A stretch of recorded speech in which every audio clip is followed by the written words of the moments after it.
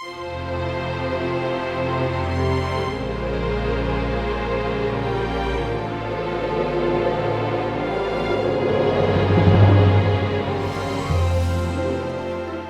Padre, del Hijo y del Espíritu Santo. Amén. Queridos hermanos, aquí Padre Michel Bonifaz, continuamos nuestra explicación del Catecismo Católico Básico para adultos. Me apoyo en el Catecismo Breve, Catecismo Católico Bíblico y Apologético, lección 12, la vida pública de Jesucristo, preguntas 63 a 67. Bien, hemos visto en las lecciones anteriores que Dios en su misericordia, a pesar de haber sido el ofendido, prometió un Salvador a Adán y Eva y profetizó que el semen de la mujer, el hijo de la mujer, iba a aplastar la cabeza de la serpiente, Génesis 3:15. Este hijo de la mujer profetizado, anunciado desde el Génesis, fue esperado durante largos siglos por los pueblos en general, inconscientemente, y por el pueblo hebreo, Abraham, Isaac, Jacob, Moisés, los profetas, que estaban esperándolo. En los tiempos cumplidos, Dios mandó a su ángel Gabriel, a la Virgen María, a anunciarle que va a ser madre del Hijo de Dios, hecho hombre milagrosamente en su seno, sin cooperación de padre humano.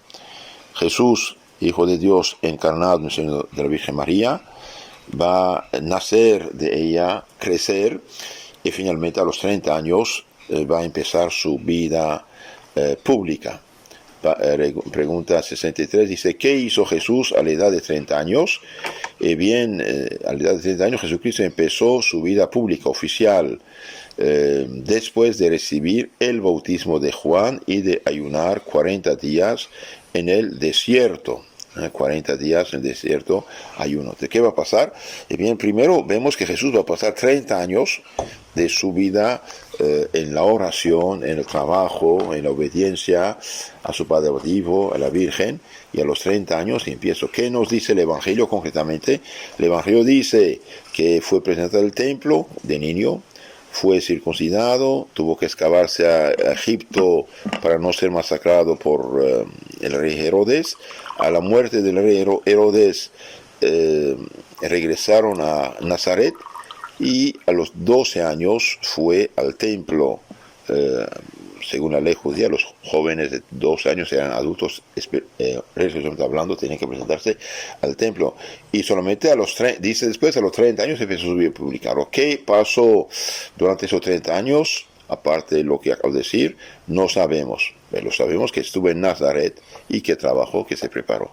Ahora, unos soñadores, sean del lado católico cristiano, sea del lado herético, inventaron muchos evangelios falsos, lo que llamamos los evangelios apócrifos, falsos, unos del lado católico inventando cosas y del otro del lado gnóstico o herético inventando cosas para desnaturalizar el evangelio, falsificar el evangelio. Estos son evangelios falsos. Únicamente sabemos por la iglesia que vienen los apóstoles, hay 4 evangelios canónicos: San Mateo, San Marcos, San Lucas y San Juan, y punto. Todos los demás disque evangelios fueron escritos no por los apóstoles, no por los discípulos apóstoles, o sea, por gente herética que fundaba sectas, disque iglesias, escribían un evangelio, disque evangelio de su cosecha, ponían en la boca de Jesús palabras que no dijo y decían Jesús dijo, Jesús hizo, etcétera, etcétera. Estos son falsos. No hacer caso a estas cosas. Bien, entonces continuamos nuestra meditación, nuestra explicación.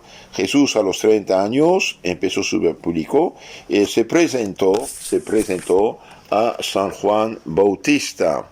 San Juan Bautista, su pariente, hijo de Santa Isabel, San Zacarías, dice a Jesús: ¿cómo usted viene a mí? Y yo necesito ser bautizado por ti. Y Jesús le dice: dejen cumplir las profecías. Dejen cumplir las profecías. Y Jesús baja al agua. En ese momento el cielo se abre, y Dios habla desde el cielo diciendo: este es mi Hijo muy amado, en quien he puesto todas mis complacencias. Y el Espíritu Santo bajó sobre él en forma de paloma y se abrieron los cielos. Bien, esto dice el Evangelio, San Mateo 3:11. Pero, aprovechando de este texto, los protestantes de las sectas inventadas por hombres dicen: nosotros bautizamos nuestros hijos adultos porque Jesús se bautizó a los 30 años. Y bien, el Evangelio dice que hay dos bautismos, dos bautismos.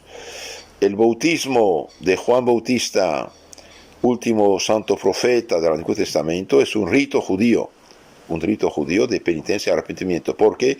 Porque un corazón lleno de pecados no hace caso a Dios y a sus luces, a su palabra. Entonces hace falta que el corazón sea puro, arrepentido, para ser receptivo a la palabra de Dios. Entonces Juan Bautista dice: yo bautizo con agua.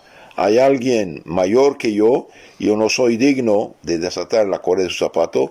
Él bautizará con fuego y Espíritu Santo. Entonces aquí vemos muy claramente, el mismo San Mateo 3:11 nos habla de dos bautismos. Bautismo, rito judío de arrepentimiento y penitencia, y bautismo, sacramento, instituido por Jesucristo en nombre del Padre, del Hijo y del Espíritu Santo, el día de su ascensión al cielo, San Mateo 28:19. Entonces, no confundir esas cosas. Este bautismo de Juan Bautista no tiene nada que ver con nuestro bautismo sacramento, administrado en nombre del Padre, del Hijo, del Espíritu Santo. El mismo Juan dijo: Cristo bautizará en el Espíritu Santo y fuego. San Mateo 3:11, San Lucas 3:16. Mezclar los dos bautismos es confundir las cosas y no entender nada de lo que dice la Biblia y tergiversarla. 1 Pedro 1:20, 2:1 y Timoteo 1:7. 1 Timoteo. Ahora, ¿qué hacían los apóstoles? ¿Qué hacían los discípulos apóstoles? Solamente la Iglesia católica de 2000 años, que viene los apóstoles, conoce el sentido exacto de las palabras de la Biblia y sabe lo que hacían o decían los apóstoles. Separarse de ella es ponerse en un gran peligro de manipular el libro sagrado, pecar contra Dios y contra el prójimo.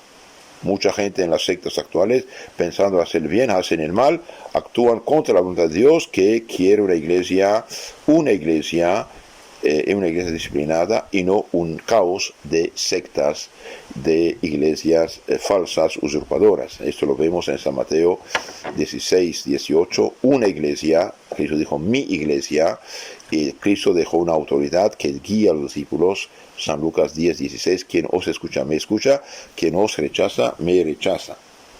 Ahora, los que no bautizan a sus hijos con el pretexto de que Jesús se bautizó a los 30 años, no entienden nada del Evangelio, dijimos, y ponen a estos niños en peligro de no ir al cielo. Un niño, sabemos que nace como hijo de Adán, y en el pecado de Adán nace despojado de la gracia de la santidad. Es lo que llamamos el pecado original. Entonces, al bautizarlo, los papás dan el mejor regalo que pueden a sus hijos, después de lo natural, la vida sobrenatural. Lo hacen hijo de Dios. El niño que muere, por ejemplo, bautizado, va derecho al cielo, goza de Dios.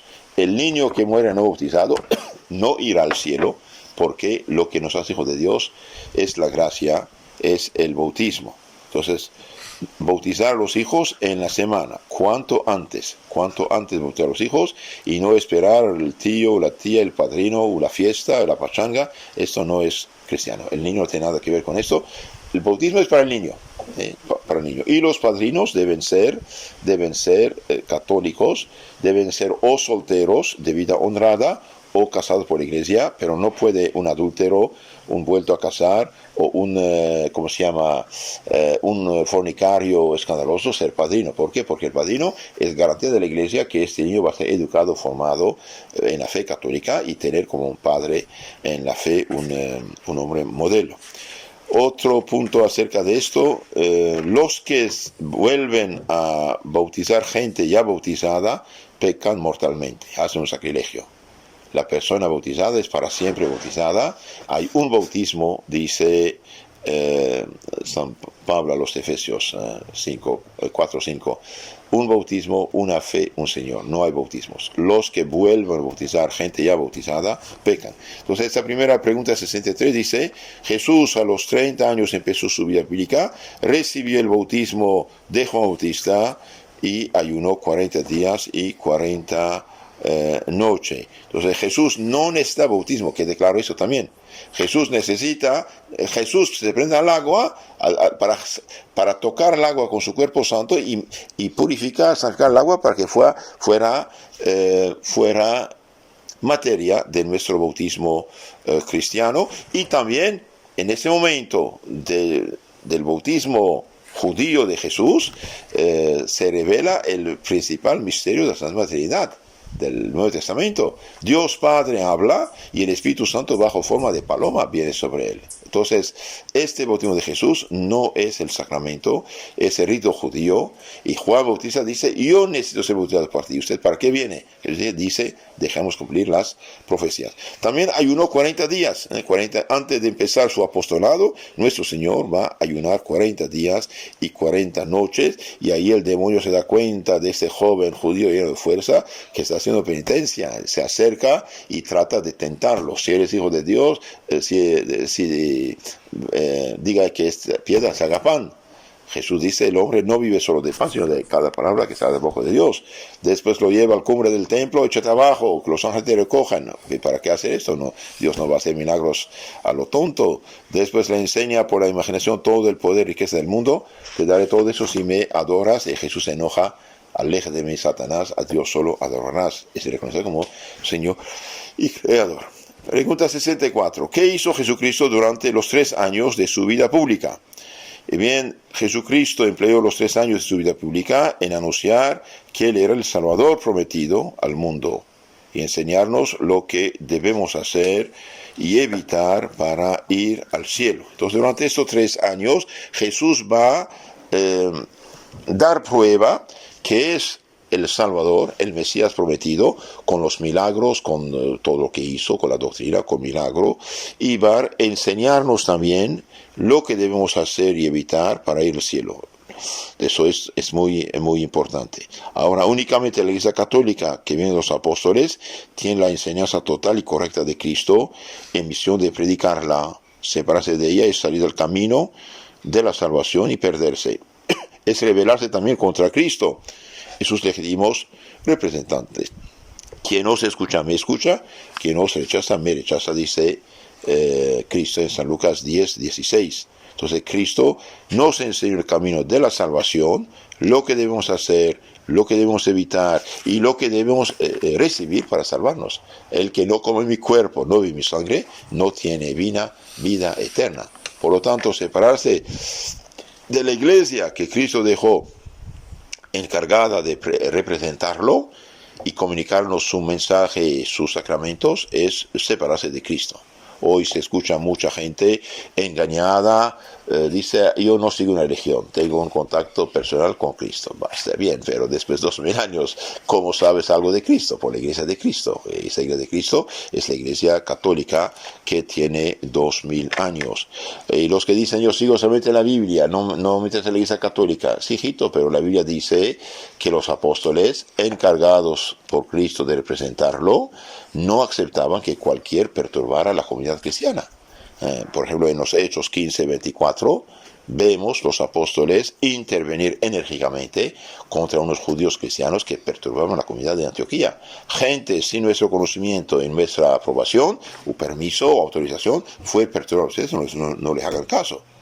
Y vemos en Timoteo 2 Timoteo 2:2, San Pablo decía a Timoteo, obispo: lo que oíste de mí, comunícalo a hombres fieles, aptos de comunicarlo a otros. Entonces hay una comunicación. Timoteo, guarda el depósito, dice 1 Timoteo 6:20. Entonces, Cristo nuestro Señor nos enseñó durante ese tiempo que Él es el Mesías prometido, y Él nos enseñó el Evangelio, es decir, la buena nueva que nos enseña el camino del cielo y evitar el del infierno. Pregunta 65 dice: ¿qué virtudes nos enseñó Jesucristo? Y Jesucristo nos enseñó todas las virtudes, todas, especialmente la humildad, la pobreza, la obediencia, la paciencia y el amor al prójimo. Entonces, todas las virtudes. Él dijo, no hay mayor caridad que la de dar su vida por los que uno ama. ¿Y por qué murió en la cruz? Para salvarnos, por caridad. Entonces, Jesús nos enseñó las virtudes. Se hizo obediente hasta la muerte, muerte de cruz, dice San Pablo a los filipenses. Nos enseñó en la paciencia también. La paciencia, la humildad, la pobreza. Jesús no tenía avión personal, pudiendo fabricar uno. No lo tenía. De hecho, él vivió en la pobreza, en la pobreza. Y vemos que todos los santos en 2000 años, auténticos discípulos de Cristo, siempre vivieron en pobreza y no eran millonarios como pretenden o los pobres hoy usurpadores de misión y función que se hacen pasar por representantes de Cristo, cobrando diezmos y enriqueciendo así a su familia. Eso no es correcto. Jesús nos enseñó la humildad, la pobreza, la obediencia, la paciencia, el amor al prójimo. Por ejemplo, Jesús lavó los pies de los apóstoles. ¿Y qué les dijo? Os he dado ejemplo, San Juan 3, 13, 15, la última cena. Ha lavado los pies de los apóstoles. Ese no es poco. Me llama el Señor y Maestro, tiene razón, lo soy. Lavó los pies de los apóstoles. Su caridad y abnegación fueron tan grandes que dio su vida por nosotros. En 1 Juan 3, 16, Mateo 8, 20, Filipenses 2, 8. El verdadero cristiano es necesariamente caritativo. Y hoy todavía las asociaciones católicas de caridad están en todo el mundo. Decenas, miles y miles de dispensarios, hospitales, asilos, escuelas, etc. Entonces, Jesús nos enseñó todas las virtudes, especialmente la humildad, la pobreza, la obediencia, la castidad, la paciencia y el amor al prójimo. Jesús fue casto. Jesús, que estaba espiado por los judíos enemigos fariseos, tenía los ojos bien abiertos para poder acusarlo, un día los desafió. ¿Quién de ustedes puede convencerme de pecado? Les lanzó un desafío. ¿Y qué dijeron? Se han callado. ¿Por qué? Porque no tienen nada que decir. Por Jesús, por ser casto y puro, y bien sus ministros, sus sacerdotes, son célibes.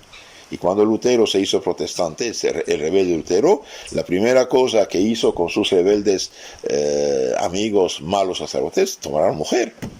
Entonces es una degradación y no es una elevación. San Pablo dice, el que casa a su hija hace bien, el que no la casa mejor. Quisiera que todos fueran como yo, era célibe. Entonces, Jesús nos enseñó todas las virtudes. Antes de morir, después de 3 años de predicar, de hacer los milagros, de probar y confirmar que Él es el Salvador, bien va a su pasión, a su muerte. Entonces, ¿qué gran beneficio nos hizo Jesucristo? La víspera de su muerte. Bien, la víspera de su muerte, el día de Jueves Santo, Jesús instituyó la Sagrada Eucaristía, que se llama también el Santísimo Sacramento. Entonces, en lo concreto, Jesús va a comer el cordero con los apóstoles. Este cordero que los judíos comían desde Moisés, 1250 a.C. hasta Cristo, representaba al Cordero de Dios que quita los pecados del mundo. De hecho, cuando pasó al Jordán, Juan Bautista dice, aquí el Cordero de Dios, el que quita los pecados del mundo. Es el Cordero que es Él. Entonces, Jesús va a comer este cordero el Jueves Santo, antes de ir a su pasión. Ahora Judas, que era el economo, le preguntó, ¿dónde quieres comerlo? No le dijo dónde. ¿Por qué? Porque sabía que Judas iba a traicionarlo y no quería que en ese momento perturbaran lo que iba a hacer. Entonces, encargó otros apóstoles, les dijo qué hacer, y ellos prepararon lo que llamamos la última cena. Ahora, la última cena que Jesús comió no es una cena profana, cuidado. Este cordero que los judíos comían desde Moisés hasta Cristo es un cordero que representa a Cristo, es una comida sagrada. Ustedes saben que el faraón perseguía a los judíos, Dios mandó a Moisés, figura de Cristo libertador, para libertar a los judíos, y faraón no hizo caso, a pesar de todas las plagas, desastres que padeció Egipto. Y finalmente, el último castigo fue la matanza de los primogénitos de los egipcios. Entonces Dios dijo a Moisés que cada familia hebrea, o 2 pobres, tomaran un cordero, un cabrito, lo mataran sin romper ningún hueso y untaran, hacían en forma de cruz de sus puertas, ungirlas con esa sangre. Y donde había esa sangre del cordero, el ángel exterminador no entraba, lo mataba. Y en las casas de egipcios sí entraba, mataba a los primogénitos. Entonces esta sangre del cordero representaba la sangre del Hijo de Dios, Jesucristo, que iba a dar su vida por nosotros. Entonces el jueves santo, nuestro Señor comió este cordero, ¿sí? Pero este cordero representaba a Él. De hecho, los judíos dijeron, sí, queremos matarlo, pero no la ovejina de la Pascua judía. Entonces, cuando Moisés los liberó de Egipto, Dios pasó mediante su ángel para libertarlos. Dios pasa, Pascua viene de ahí. Entonces, esta fiesta de la Pascua de judía existía desde Moisés hasta Cristo. Nosotros tenemos la Pascua cristiana, de la resurrección, pero es la misma palabra. Entonces Jesús va a comer el cordero, lavar los pies de los apóstoles, instituir en esta santa noche 2 sacramentos: el sacramento de la misa, de la Eucaristía, y el sacramento del sacerdocio. Comió con ellos, sí, comió con ellos, lavó sus pies y después instituyó la Eucaristía. Tomó el pan, lo bendijo y dijo: ese es mi cuerpo. En arameo, honau fagrodil, esta cosa que tengo en la mano, fagro, cuerpo mío, fagrodil, mi cuerpo. Tuto esti toso mamo, no puede ser más claro en griego. Esto es mi cuerpo, es el cáliz de mi sangre, entregada por ustedes, por muchos, en remisión de los pecados. Hagan eso en memoria mía. Eso lo dijo el jueves santo. Dio poder, con estas palabras, hagan eso en memoria a los apóstoles, poder de consagrar su cuerpo. Los ordenó sacerdotes. Entonces el jueves santo, dice aquí en nuestro catecismo, instituyó la Sagrada Eucaristía, que se llama también el Santísimo Sacramento.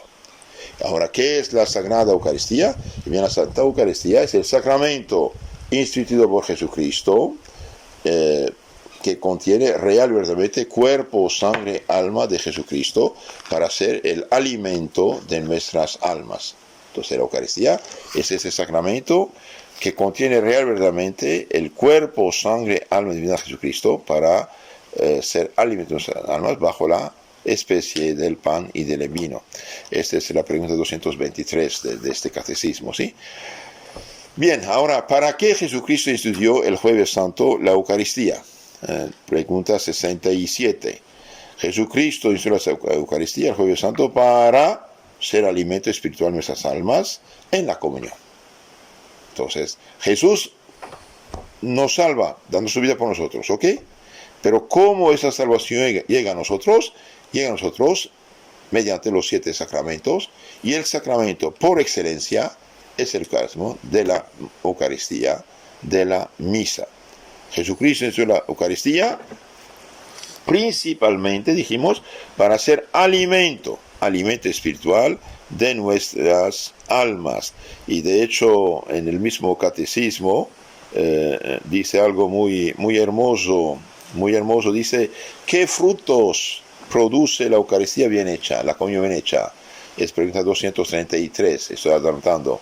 Bien dice: la comunión bien hecha, la Eucaristía bien recibida, dignamente recibida en estado de gracia, bien aumenta la gracia santificante, es decir, aumenta la santidad, borra las culpas veniales, borra los pequeños pecados y preserva de los mortales,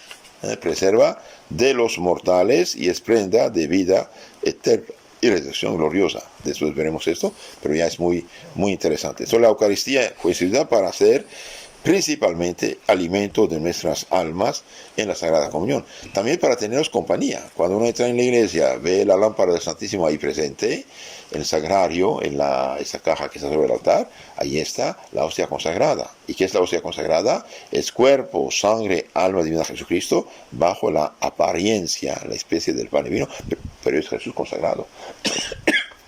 El sacerdote en la misa, cuando el sacerdote consagra la hostia en la misa, es Jesús que usa el sacerdote como instrumento para hacer que el pan y el vino sean su cuerpo, sangre, alma y divinidad entre nosotros. Entonces, cuando uno entra en la iglesia, ve la lámpara del Santísimo, Jesús está presente. Y es verdad. Un campesino iba a la iglesia, quedaba largo tiempo hablando con Jesús en silencio. Y Santo Cura de Ars le preguntó, ¿qué estás haciendo? Dice, yo le hablo, él me habla, yo le escucho, él me escucha.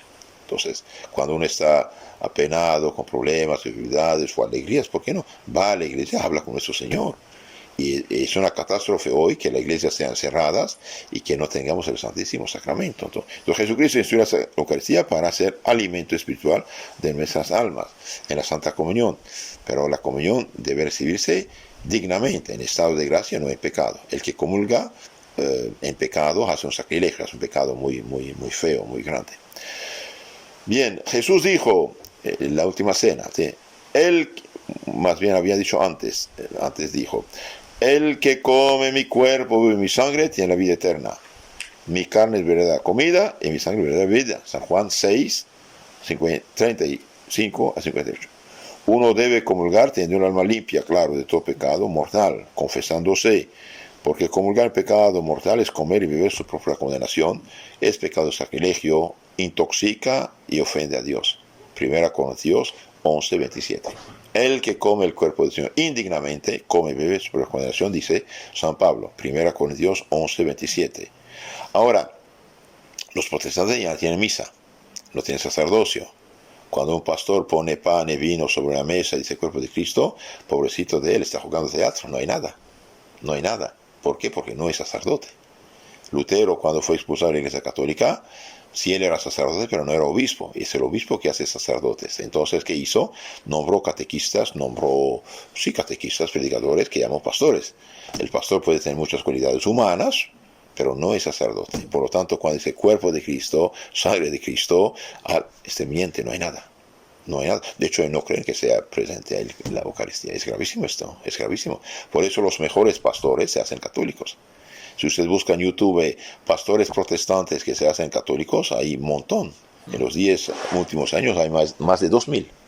Más de 2.000. Muy interesante.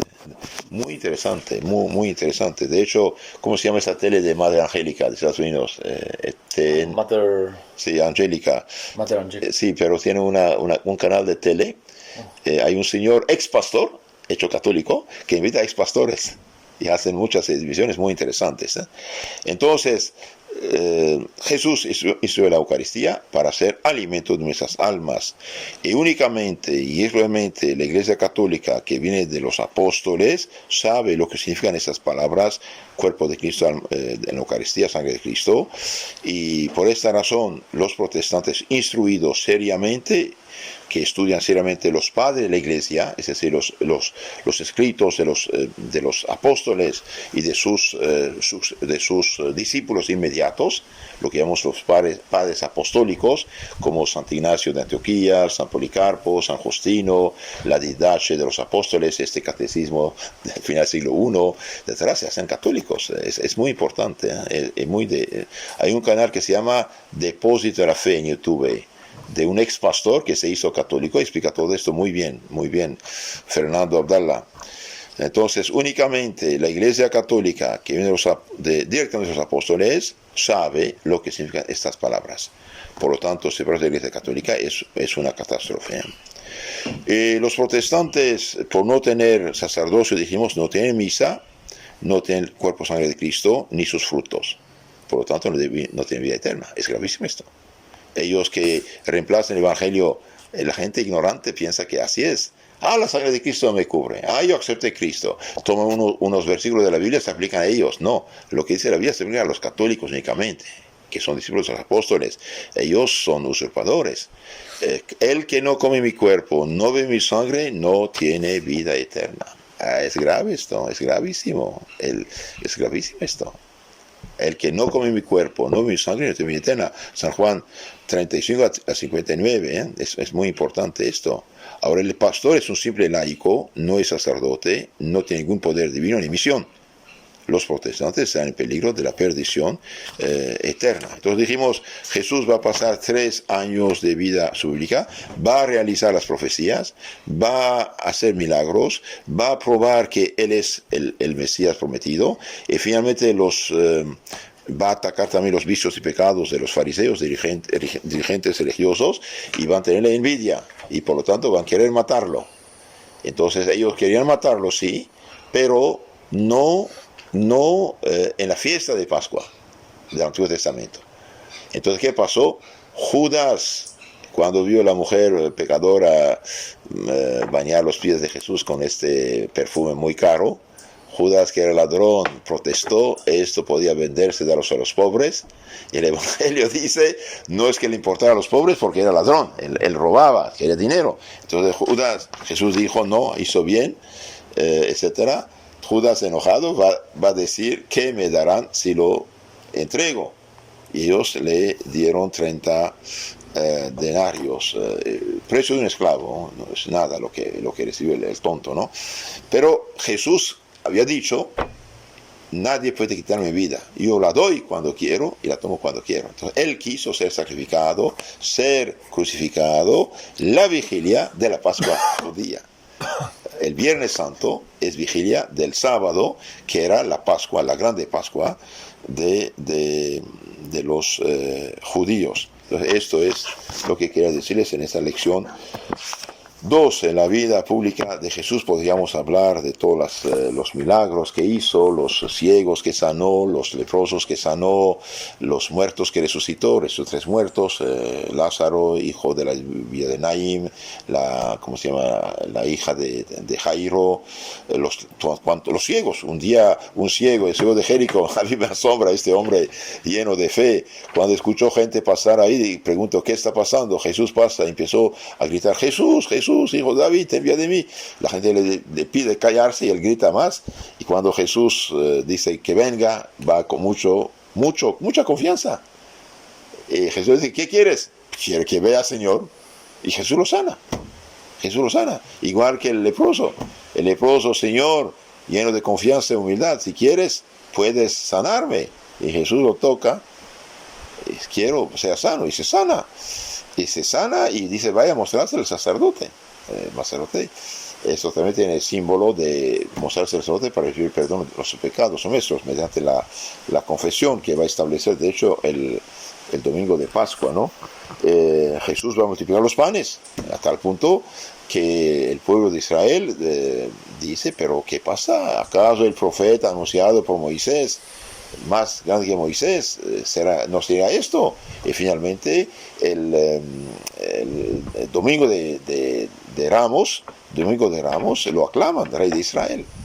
El pueblo lo recibe, lo aclama con palmas, con realmente, Hosanna, bendito el que viene en el nombre del Señor, Rey de Israel. Ahí los fariseos están muy, muy enojados, y en la semana siguiente todo va a terminar con el sacrificio de nuestro Señor. Pero él había dicho, yo doy mi vida cuando quiero y vuelvo a tomarla cuando quiero. Entonces la semana de Santa va a ser la semana mayor de la historia de la humanidad, va a realizar su sacrificio, dar su vida por nosotros para rescatarnos del pecado, del poder del demonio y del infierno, y merecernos la vida eterna. Queridos hermanos, si quieren conocer mejor su fe católica, les aconsejo de suscribirse a nuestros canales en Telegram y YouTube, Catecismo Católico Tradicional. Ahí tenemos toda la fe de la Iglesia explicada a fondo.